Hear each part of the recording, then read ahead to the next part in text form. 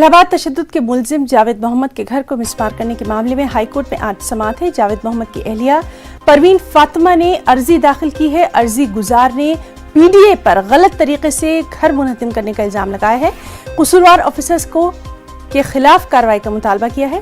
عرضی گزار نے نیا گھر تعمیر ہونے تک سرکاری رہائش گاہ مہیا کرانے کی بھی مانگ کی ہے۔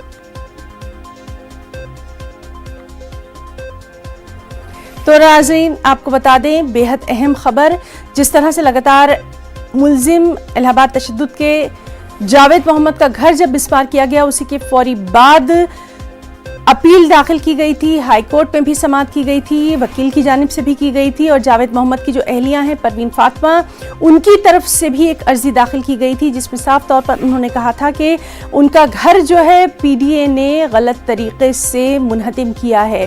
ان کا صاف طور پر یہ کہنا تھا، یعنی جاوید کی اہلیہ پروین فاطمہ کا کہنا تھا کہ گھر جب ان کے نام تھا تو پھر کارروائی جو ہے اس پر کی گئی، وہ کارروائی کی گئی جاوید محمد کے نام پر، جو کہ پوری طرح سے غلط ہے۔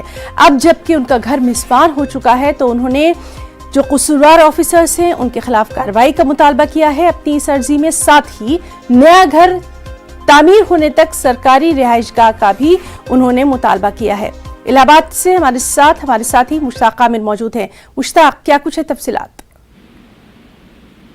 انہیں سب سے پہلے میں بتا دوں کہ پروین فاطمہ کا مکان، جس کو جاوید محمد کا مکان بتا کر پی ڈی اے نے گزشتہ 12 جون کو منہدم کر دیا تھا، اس کے خلاف الہ آباد ہائی کورٹ میں داخل عرضی پر آج سماعت ہونی ہے۔ جو داخل کی گئی ہے عرضی پروین فاطمہ کی طرف سے، اس میں چند مطالبات کیے گئے ہیں، پریئر کی گئی ہے عدالت سے۔ ایک یہ کہ جو مکان گرایا گیا ہے وہ پروین فاطمہ کا ہے، جاوید محمد کا نہیں، لہذا مکان گرانے کا معاوضہ دیا جائے اور نیا مکان بنا کر دیا جائے۔